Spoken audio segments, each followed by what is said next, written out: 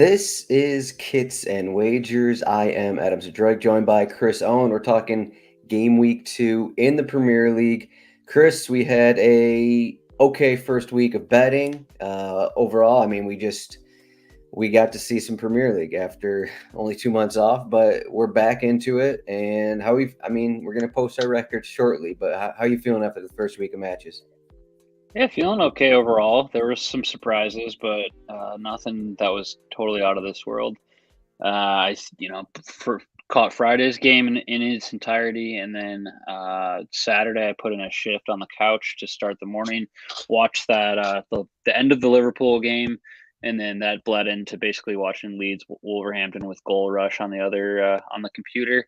And then I watched Chelsea Tottenham while cleaning the house. So, caught pretty much everything I could on Saturday, a little bit on Sunday, and it was just good to have something my morning like prescribed. So yeah, feeling good. I think we got some interesting bets this week, and really looking forward to getting into them. And hopefully one thing that I would do want to hit this week is our parlay. So looking forward to talking about the Kits and Wagers Team Parlay here once again this week, and potentially hitting that one. We were right about. We had a comment, and it was about the Aston Villa parlay. That's We're right. adding it to it, and we were just like, we kind of were like a little weary, and then Aston Villa comes out, lays a dud. But yeah, I feel like we'll be getting into Granted, it didn't matter in the end, but yeah, here we are. definitely. But still, So yeah, again, sports betting page right on RotoWire. Just click on soccer, click on sports betting. I got my article up. I got Saturday's bets up, and then scroll down Premier League odds, all that good stuff, which I'll be using. I also want to point out one thing that we got back on the site recently. Actually, if you click this thing called Fan Team, it's kind of the workaround we had to do here at the company, but we can get all uh, win percentages, clean sheet percentages, implied goal totals for all games on one cheat sheet. Rotowire.com/soccer trial, free 10-day trial. But you can get this. And it's usually what I look at first when, I'm putting together articles, putting together my betting article, even before the show. Like, it's just easy to see the odds basically on one screen. You can see the stuff that comes out to you, like West Ham are the biggest away favorite, followed by Manchester United. We'll probably be talking something with those coming forward. But yeah, in case you never watched this show, we discuss 3 matches. We give bets on all those matches, each of us, and then we got a team parlay that, as Chris was saying, we unfortunately missed on. Leicester kind of screwed us over, kind of screwed me over. it They're was up 2 heartbreaking. 0 and I'm not sure what happened. They couldn't win. They couldn't win their Yeah, home opener up 2 goals against Brentford. Not a good look at all. But that was. Yeah, I like checked it out. I was like, EPL. I was like, oh, Leicester's up. We had hit Newcastle. I was like, all right, we're gonna start this 1-0 here to begin the season. And then I look later, like 2 hours later, I was like, what the heck happened? unbelievable, Yeah. Oh, unbelievable. well, we're back. If our listeners know anything about us, is that we'll come back swinging. Yeah, we're gonna come back. There's no guarantee that we're gonna come back correct, but we will come back, and that's all that Yeah. matters here. So the first When I match we're when I talking about, yeah. when I say swinging, that doesn't mean we're gonna connect Okay, yeah. necessarily, but Yeah, this first match we got Aston Villa, as they lost their opener at Bournemouth 2-0. Aston Villa are -120 to win against Everton, who are +380, and then the draw on that is +255. You can get over 2.5 goals at +105, under 2.5 goals at -130. Looks like there's a bit of money coming in on the under, and just let me check the dates here and when these odds are coming. So yeah, these odds, if you click right into the game here from the sports betting page, you can get back to July 15th. So it started at +100, and now that's where it's at. So it seems like Aston Villa were what? I guess they're -110, and it's actually gone up for some reason, even though they lost their opener. So that's kind of surprising. But -120, are you comfortable here in taking Do you think Aston Villa can just rebound? They're at home against Everton, who I thought put in a pretty solid fight against Chelsea to, only lose that 1-0 in their opener. But what do you think here? Yeah, very interesting matchup. Two teams. I think we might have discussed Aston Villa as like a top 10 team in our futures pod to begin the season. They did not look like a top 10 team last week when they lost 2-0 to Bournemouth. And then an underlying current here is we've got the Steven Gerrard, Frank Lampard matchup here. So we can just add another layer of complexity to that whole Lampard Gerrard discussion that we've been having for the better part of like 25 years. So that's interesting, but both teams failed to score last week. As I mentioned, Aston Villa losing 2-0 to Bournemouth, and then Everton lost. It was 1-0, I believe, correct? Mm-hmm. And so both teams couldn't get it on the board. I think that is probably why we are seeing the under getting a little bit of money here, and I believe it's under 2.5 at what do we have for that in particular? It's a minus 130 for the under 2.5. Oh yeah, that's right. I looked at it last night and it was minus 125. So definitely some money going there. For me, I do think Aston Villa, on paper, definitely a much better side, like a more talent in the side, maybe not a much better side. And then that being said, like Everton are trotting out Anthony Gordon at striker. They're trotting out Dwight McNeil, who isn't necessarily like a goal. He can score goals, but he's not a goal scorer. Mm-hmm. And then Alex Iwobi. I mean, we have him on our like. There's just not a whole lot of talent in the attack. So it's like I'm not like it's tough for me to be like, yeah, Everton are going to go out and they're going to put up a couple goals. They're also missing their set piece man, who I feel like is always getting on headers, and that's Yuri Mina, who's probably out too. So I just don't necessarily see where Everton are going to. They have like the firepower to go in here and score against Aston Villa.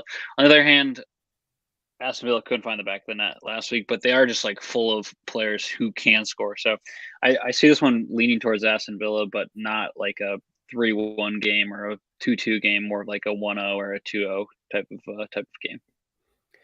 The thing with Aston Villa last season and apparently already this season is that they're extremely hard to bet on and extremely inconsistent. You don't know what you're getting from them. I was looking at the table earlier from last season, and they were, almost just as good at home as they were away from home, which kind of shows like just how inconsistent you are. If you're not better at home, and which I mean, that just kind of shows everything. And then they lose in their opener to Bournemouth. I think a few days before that, I put a bet on Aston Villa top 10 and a bet on Bournemouth to finish bottom. Not a good start. Not a good start for those bets, but 37 more games. Yeah. But yeah, like you were saying with Everton, they actually picked up Connor Cody at the beginning of this week. He should be fit enough to start, so he could come in right in there because Ben Godfrey broke his leg. Yuri Mina picked up another injury in that opener as well. And then they also added Amadou Onana to their midfield. I doubt he's going to be starting right away because they just added him a few days ago.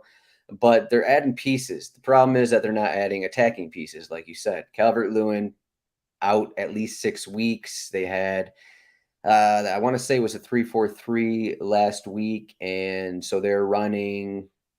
Maybe it wasn't. No, it was a 5-4-1 actually. Now that I think about it, but like you said, Gordon up front, Gray on the wing, Wobie on the wing, or McNeil on the wing. I guess he's in the midfield more. Yeah, Wobie was playing midfield. That's right, because Lampard doesn't like Allen, so Allen was benched. That's what it was, and Wobie played in the midfield. Yeah. Just trying to remember all this, but yeah. He's So that all leads me to say I found a parlay right on DraftKings. Kind of, those parlays on DraftKings kind of you look at it, you click on it, it's like, okay, well, I see this. They automatically create this for you. It looks pretty good, and I kind of fell in that trap here. So I got Aston Villa to win and over only 1.5 goal at plus 130. So I'm thinking, like Chris said, maybe it's a 2-0 win, but maybe it's a 2-1 win, maybe even more. Just hoping it's not a 1-0 win. I think there's going to be at least 2 goals in this. It's kind of where I'm coming from with this bet. I think we'll see. At the end of last season, I know Everton played well at home, but they were terrible away from home. And maybe Watkins, maybe Ings, maybe Bailey, maybe those guys can get going. Maybe it's a couple goals for them. But I definitely think Villa will either win or draw. But I'm betting they'll win here. So let's go to plus 130. What do you got? That's interesting. And I didn't mention this to start, but Aston Villa is unbeaten in their last 6 matches against Everton, dating back to when they returned to the Premier League and back in 2019. So, and when you look at that, and this is maybe to support the no on both teams to score at minus 105, but last 3 games it's been Aston Villa 1-0, 3-0, and then 0-0. And then prior to that, it was 2-1, 1-1, and 2-0. So Villa unbeaten in their last 6. In 4 of those 6 games, it's been no on both teams to score. So I think I like that one in particular. And just given the fact that Villa's ability to kind of dominate Everton and then Everton's lack of attacking firepower, I think that it feels like a kind of a cushy spot to land in here with no on both teams to score at minus 105. I don't hate it. Yeah, I mean, it definitely doesn't feel like Everton are in the right spot here to actually score a goal. I look back at last season. They got a big run of just poor performances away from home. They got a random win at Leicester City, but surrounding that, a bunch of scoreless losses, scoreless draw against Watford. They lost at Burnley, and then the season closer, that one didn't really matter when they got torched by Arsenal, but. Yeah, I think both these bets can hit though. If we can get the 2-0 win, even the 3-0 win, I think we're both in a good spot here. So, I just think that I don't know. Aston Villa's unpredictability is just kind of like a thorn in my side, and Yeah. So we'll see how this one goes. But yeah, when we were like talking about what games we're going to select, and there's to be fair, there's some awesome games on all weekend. And then we're like, this one, let's see what happens with this. And our success rate with Villa last season wasn't necessarily where we wanted it to be, but this game's just too interesting not to talk about. mm-hmm. Yeah, and it opens the day, so we got that one in there for the listeners. The next match we are talking about, we got Chelsea home against Tottenham. If you're watching on YouTube or Twitter, you can see here that the odds have steadily gone down here as Chelsea have kind of struggled, and Tottenham got 4 goals in their opener. They're also getting Richarlison back. Well, not back, but he is available after being suspended in the first match. Doubt he's going to start, but we got Chelsea to win at plus 130, Tottenham to win at plus 215, and get the draw at plus 240. Again, these numbers have dropped. It was plus 120 a week ago. A month ago, it was plus 100 for Chelsea. So steadily getting some Tottenham money, and we can get over 2.5 goals is minus 115, under 2.5 goals, minus 115. You like Tottenham here? You like Tottenham last season? We talked about it before the show. I think we had a pretty much the same conversation last year, and it's like Tottenham's in form. They're cruising, but we look back at last season's results. 4 wins for Chelsea in 4 matchups, 0 goals for Tottenham. Do you think that's going to change in this matchup here? I hope it does. Just given what happened last season, but yeah, I think we had this discussion in January back when they played. It must have been the first time or maybe the second time. But I took Tottenham money line against a Chelsea side, and it did not work out. Chelsea, when you look back at the last few results, they've absolutely dominated Tottenham. It's dating back. Let's see, going back to 2021. They've had a lot of matchups too, which is kind of interesting. But Tottenham haven't won in 7 matches, at least. So that's as far as I can see on my page here. But Chelsea 2-0 last year in the Premier League, and then 3-0, which was an early September or a mid-September game.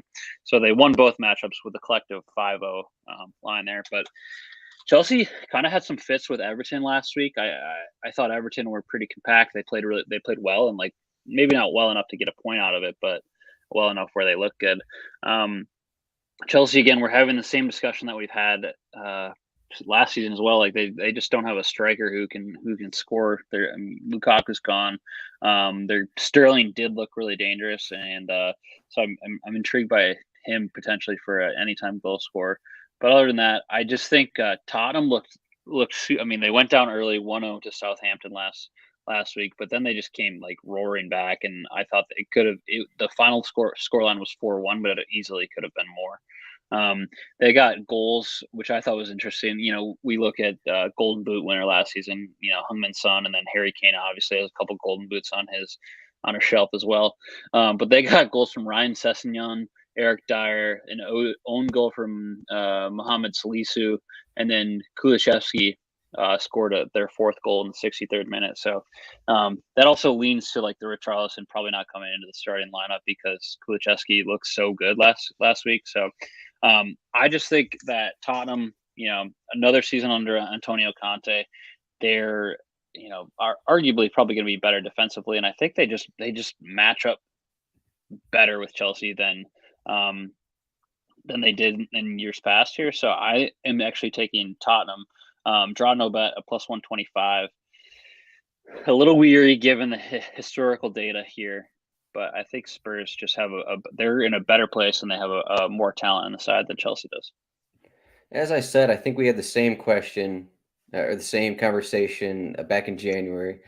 So Yeah. this may be one of the first ones of the season where we aren't agreeing. I can't take that bet. I can't take Tottenham just given those results.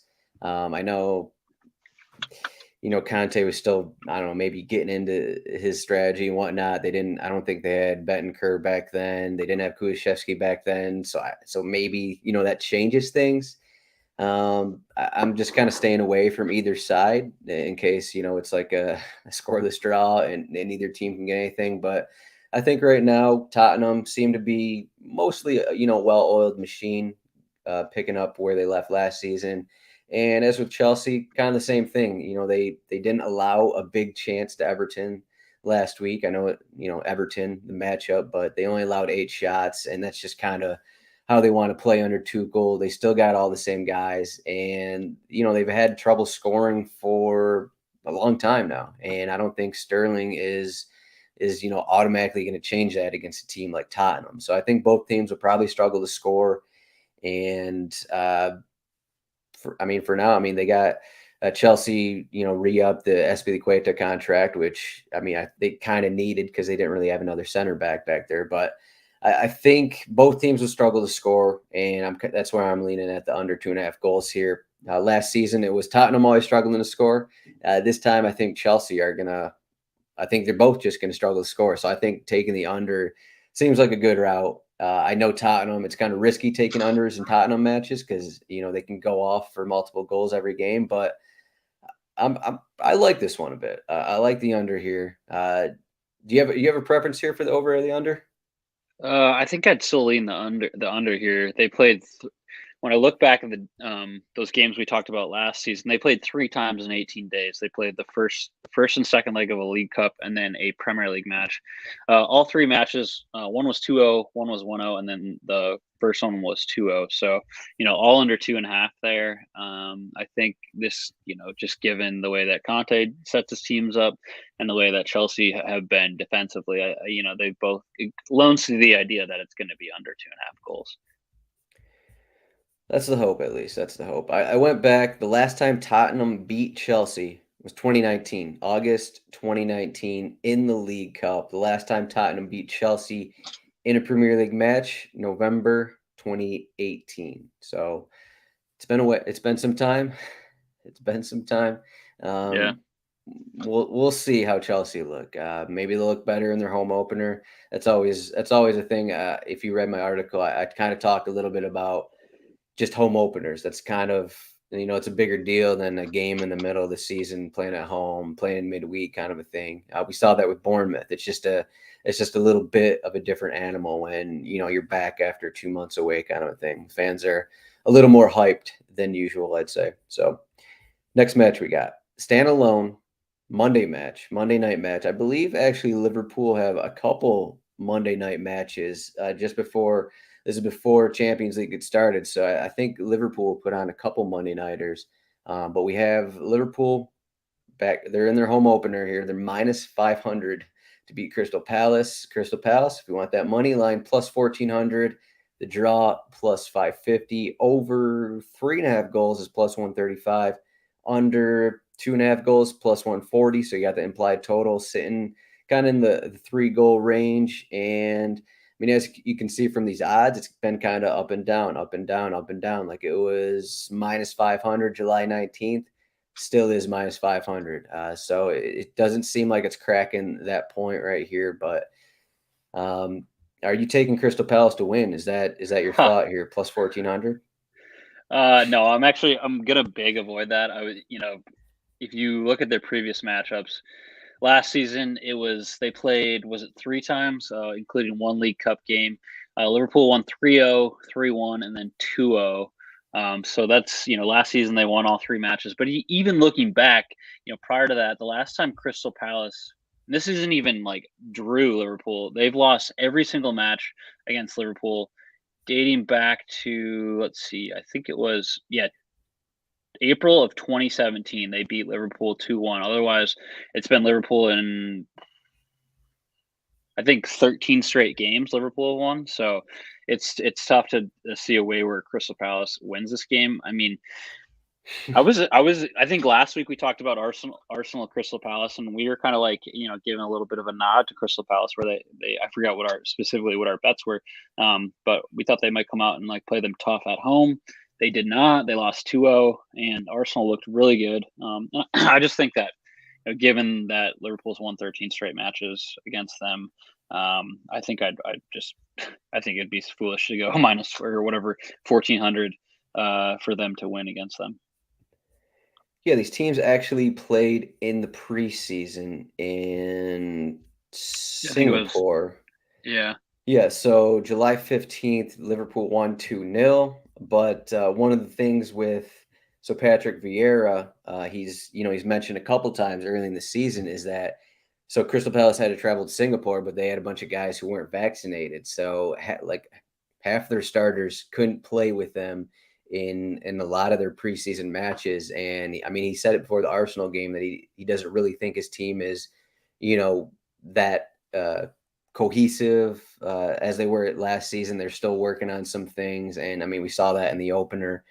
So I'm just saying in terms of that friendly where we got a bunch of backups playing against each other, so you can't really put a ton into the July 15th friendly. But yeah, I did think that they would have put up more fight in a couple matches last season, but the 3-1 at Crystal Palace was the one that stands out to me, just in terms of I may have taken double chance with Crystal Palace in that match. Obviously, it didn't work out, but I mean, you look at the numbers here, and Crystal Palace actually had better, more expected goals than Liverpool, which is kind of surprising. But this one's at Liverpool, so this one was, we get a minus 500 favorite, so it's a little harder to find bets on it that you like. Yeah. Like if you want to take Liverpool minus 1.5 or 2.5 or whatever, even then the over. Like, do you want to take over 3.5 goals at plus 135? That's another iffy one. So, what stands out to you for this one? Yeah, for me personally, looking at the past, what was it?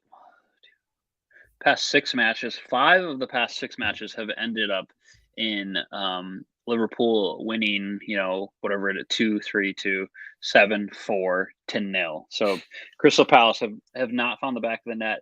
I too was also struggling to find like any value in a bet here and like finding something. I tried to find initially. I was thinking of a matchup wise, Wilf Zaha is going to be out on the left wing for Crystal Palace, and he led the Premier League in fouls, I guess, suffered last season. So I was trying to find like a Trent Alexander-Arnold yellow card bet, just given like the frequency of fouls that he might have on Wilf. But DraftKings doesn't have it. I might be able to find it elsewhere, but that was one I was intrigued by. But yeah, ultimately, looking at the previous data, the previous matchups, I think I found a goal scored band, which is you can find it on DraftKings. It's under game props. But you can get Liverpool either winning 1-0, 2-0, or 3-0 at minus 125. And that's kind of the best value that I found on this matchup. Not the, there isn't a ton. You can't go draw no bet or you can't go double chance for Crystal Palace. Don't feel great about that one. Just given the 13 whatever straight matches Liverpool won. So I ended up going with this goal bands 102, 030 at minus 125. Liverpool should be able to get it done, and that's kind of the best value that I was finding even at minus 125. Yeah, I probably like yours more than mine, if I'm being honest. I mean, I guess even then, like, you still got the 3-0. I'm just kind of worried here. So I got under 2.5 goals, another under. I guess I like the unders this weekend, but the more I think about it, Liverpool first home match of the season at Anfield. Are they going to struggle to score? Those are my initial thoughts going into this matchup. I thought another week of training here for Crystal Palace. On second thought, they actually we don't have their injury report out right now, so that does not help. But we could have a change in their midfield. Let me just look at this real quickly. Great preparation here, but Cheek Decore left injured last week for Crystal Palace, and I'm starting to wonder here. I'm starting to worry. If Decore doesn't start, we could have like a Luka Milivojevic. Luka. We could have Luka. He's like an old, just like slow midfielder. I don't know how old he is. He's probably 34 or something. If he starts, I'm going to be very worried that this is like a 5-0 result. That's kind of what I'm getting at. That's kind of what I've been saying over the last 2 minutes here. But if Decore is in, I think that helps a little bit. I know he's a new signing, but I do like Crystal Palace's back line. They were solid under Vieira last season. Anderson and Guehi at the back, and Mitchell. He's pretty solid defensive fullback. I like those guys. It's just I am worried about Liverpool at home in their opener. But hey, I wrote it down here. It's on paper. Under 2.5 goals plus 145. Let's see if we can get that 2-0 result. Who knew that Luka Milivojevic was gonna catch a stray bullet from Adam here on the show today? Milivojevic. There we go. I mean, the man started a ton of games for Crystal Palace, and you're out here tossing him under the bus this early in the morning on a Thursday. I have to apologize. I think he's only 41. Or sorry, 31. 31. 31. Another pew pew. Just sorry, Luka. Tough to be Luka here on this Thursday morning, but yeah. I mean, they just didn't they just sign Decore? And he played his first match for Crystal Palace. So it's not like they're bringing in like an unknown player here. I mean, he's played a ton for them. So I just got to iron that out with you. That seemed unnecessary. I just know that Vieira doesn't like Milivojevic. That's kind of what I'm thinking. He started like a boatload of games last season. No. 9 matches, 776 minutes. Okay, maybe I was mistaken. I'm thinking of like every other season that he's in at Crystal Palace where he started a ton of games. Yeah, you're thinking of the Hodgson teams when he's the guy in the midfield taking the majority of corners, that kind of thing. So yeah, 27 starts the prior 4 seasons, at least 27 starts. He actually he played every minute in the 2018-2019 season. That is incredible. So. Yeah, you're right. Only 15 appearances in the Premier League last year. I was just used to him being on the team sheet. Vieira doesn't like him. That's kind of where I'm coming from here. Well, he got 15 minutes last week, so he's ready to go. Yeah. All right. So, team parlay time, and I guess it's just I won't put it up on the screen yet. So last week, as we said, unlucky Leicester City. You took Newcastle money line at home, so you got yours, and we're gonna get this one. Back on the saddle. We're gonna get this one. So 0 for 1 right now in the team parlay, but I found a couple. If you read my article, I found a couple home teams, home openers that I like here this weekend. And one of them here, I'll just click into it. Nottingham Forest, home against West Ham. And the public does not agree with me as I click into this. So, so August 2nd, August 3rd here, so a week ago, Wow. Nottingham Forest is plus 235 to win. They're currently plus 320 to win. So after they lost, after they got dominated at Newcastle last week, the public has decided to go in the other direction. And that's kind of what happens. You get one team that loses, they get blown out one week. Usually that's usually a good spot to go the other way, which is kind of what I'm doing here. The public loves to overreact, and losing at Newcastle, getting dominated at Newcastle isn't the worst thing in the world. We got West Ham at minus 110 to win. Still not, I mean, that number really hasn't changed that much, even though the Forest to win number has. So I'm going with, what am I going with? Nottingham Forest double chance. You can get that at plus 105. So that's a winner draw. I think they're at least going to get a point out of this. West Ham, they didn't really look solid in the preseason. They couldn't really get things going against Manchester City, which isn't surprising. And I still think, West Ham are maybe playing at 80% right now, even though, they have all their same guys from last season. They did start Ben Johnson at center back in the opener against Manchester City because they have some injuries. They have Craig Dawson's injured, Aguerd, their new signings out, Abana's out. They just loaned out Issa Diop to Fulham. So they got some injuries on their back line. Injuries or not, I think Forest, home opener. It's been many years since they last played in the Premier League, and this is their first home game back in the Premier League. I'm going to take them to at least get a point here. So that's plus 105. What do you got for this, for your end of the parlay? That's a great question. You got Leeds. That's who you got. Yeah, that's right. Yeah. So I was like, I was looking at this line movement graph on the West Ham Nottingham thing, and I was like, they're not built to size. It was like the Nottingham line started at plus 230, and then last week after they lost, it's gone to plus 320, right? Is what I was seeing, and the graph is pretty small, and then meanwhile it has the line movement for West Ham, and it's only gone from plus 105 to minus 105 to minus 110. Yeah, I think that's just because of and the graph is the same size, and I was like, why does this not look much bigger? I think that's more of people aren't betting West Ham to win. They're taking stuff like double chances. They're taking stuff like the draw. Okay. So that's why the money line on West Ham didn't really move that much. Speaking of lines that didn't move that much, it doesn't look like the Southampton Leeds one moved that much either. Yeah. But yeah, so anyways, for my part of the parlay, I am taking, is it a double chance? I think I wrote down. Yeah, we got a double chance parlay here. Yeah. So we have 4 ways to win this one. I feel like, we can get a draw or a win from either side, and that'll work for us. So I'm taking Leeds against Southampton. I believe they're visiting Southampton, correct?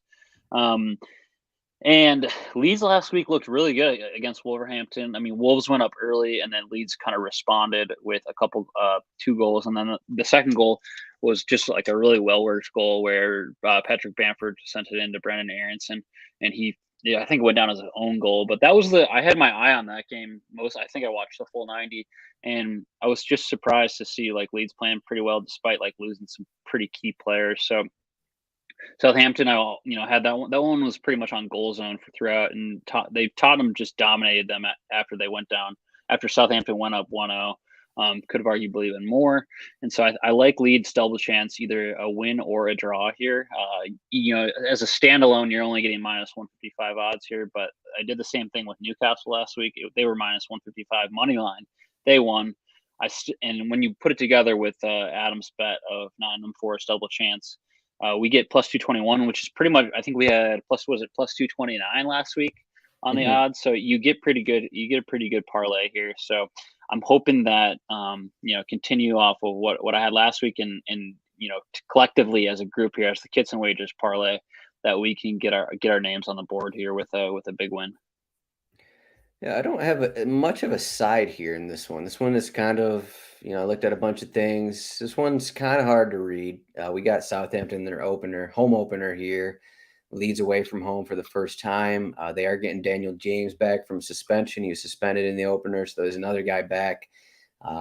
Jesse March already said he's going to come off the bench, so there's that. Also, Liam Cooper could be an option. I doubt he's going to start following his injury, but he's an option. I guess the same with Adam Forshaw. I'm going down the list, but and then even like a little bit of historical data here. Since Leeds came back into the Premier League, they have won, or I guess they're 2-1-1 against Southampton. So they won their first two meetings back in 2021. And then they played in October and April last year. Southampton won 1-0 in their first matchup last season, and then they drew 1-1. So, in three of those games, this double chance would have hit. So, are the odds different? Yes, but I feel like 2-1-1 is pretty good, and they've played them tough, and I think they can do it again. I think this will be a pretty back and forth match. I'm kind of interested to see. So we had Romeo Lavia and the former Manchester City guy and Joe Rebo start for Southampton in the opener. We got to see some things from him, but I think, a home match against Leeds, we're going to see a little more from him than, as a massive underdog against Tottenham. So that's kind of one thing I'm looking at. But if you read my article, RotoWire.com, I do take a corners bet in this one if you're looking for a different route. But that's all we got. That's all we got for the show. We got 3 bets. I'm just going to scroll back here. We got 3 bets. We did the Aston Villa Everton match. I'm not going to read these back for the podcasters. We already said them. You heard them. You wrote them down. We did Chelsea, Tottenham, Liverpool, Crystal Palace, and then the team parlay. I'll reread the team parlay here. Nottingham Forest double chance combined with Leeds double chance. We got a double chance parlay plus 221 odds. Chris, there's a lot of matches here. What else stands out to you here as we look through the odds? We got Manchester City home against Bournemouth. The big Brighton against Newcastle match. We got a lot of games. I think a lot of games that are intriguing, at least odds wise. Yeah, odds wise, and then like from an entertainment standpoint as well. Like if we hadn't talked about Arsenal last week, I feel like we would have talked about this Arsenal Leicester match just because it's two sides that are typically put on play some good games, and it's fun to watch. But yeah, Man City Bournemouth, that should be a bloodbath. And then another one here that's really interesting is Brighton Newcastle. Newcastle, I'll talk about it again, but dark horse for top 6. They looked good last week, and Brighton also looked really good. So 2 teams that I feel like will finish pretty near each other in the table. So those 2 are really intriguing to me. And then of course Man United looked like crap last week against Brighton, and Brentford looked good, I thought. So that'll be interesting to see how that one ends up too. Yeah, if you want more bets, I got a few. I did a bunch. So I got Arsenal in a parlay. I got Aston Villa in a parlay. I got a bet in the Brighton Newcastle match. I got one in the Southampton Leeds match. And I got one in Brentford Manchester United match. So if you want some more bets outside of this show, just check out the article here. Top of the page, right here, this James Ward-Prowse. I wonder what kind of corner bet that we got in store here for us. But one thing before we go, I was going to mention this early on, but we already got updated odds here to win the Premier League title. I think we said this 2 weeks ago on our preseason show. We said plus 250 odds, not good enough. You shouldn't take those. They're going to move up. And we just, after one match, Manchester City went from minus 165 to minus 190 to win the title. And we have Liverpool went from plus 250 to plus 350. Are we taking Liverpool yet? Plus 350 ahead of their home match against Crystal Palace? What do we got? I mean, I took them. I think I have it at like plus 220. I got that this summer, which is not great, but that was like I got. Oh, that was your Vegas bet. Okay. Yeah. Okay. No. I mean, definitely. Like, let's hold off. They play Man United in next week, so. They dominated them last year, but plus 350, that's good enough to take. I think I got plus 500 last year in January, maybe something like that. So I don't know what the fixtures are after this, but they've gotten so much better already, so you might as well. Yeah, I can't believe we're still getting 6,500 for Manchester United. Silly. 6th place. Good luck for anyone taking that bet. Good luck. It's the project. Yeah, as you can see, well, Liverpool is one of the only ones that has actually moved a bunch. 250, now they're Yeah. down to 350. Yeah, pretty convenient on this page. Like we have Arsenal here. They were 3,500 beginning of the season. Now they're at plus 1,800 after a win at Crystal Palace. So pretty interesting. Really, the only one that's moved that much. So I guess That Arsenal has gone down. yeah. Everton. So yeah, that's my sorry, Everton. Yep, yep, Yeah. yep. Yeah. Yeah, that, and it's like that Arsenal top 4 bet looks way better after one game. Good 37 more games to see if it works out. Yeah, it looks like. Well, we'll see. Tottenham, Chelsea, Arsenal. That the third and fourth spot are going to be pretty fun here. So Absolutely. cool. All right, Chris, you can find him at CHROwen8 on Twitter. I am at RotoZdroik. Chris, let's do 3-0. So we got 6-0 on our bets, and then we got 1-0 on the parlay, and we'll be going into game week 3. A few bucks richer. Let's just say that. But this has been Kits and Wagers. Chris, thanks for joining me. Like and subscribe, podcast, YouTube, Twitter, all that good stuff. Chris, thank you. Thanks, Adam.